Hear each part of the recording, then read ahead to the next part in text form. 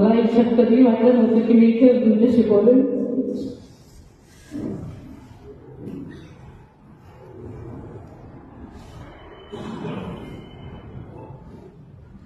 दादानी म्हणायचे की ही माझी शेवटची निवडणूक आहे, 3 वर्षाच्या निवडणुकांना आहे.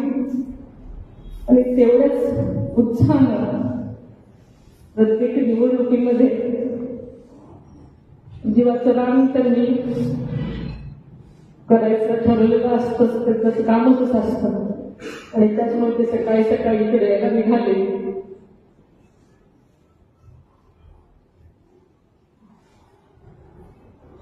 एका क्षणात आपण सगळे पोरके झालो, पण दादांचं नेहमी काम आणि काम हेच एक ध्येय असल्यामुळे दादांना आवडणाऱ्या गोष्टीच आपण सगळ्यांनी केल्या.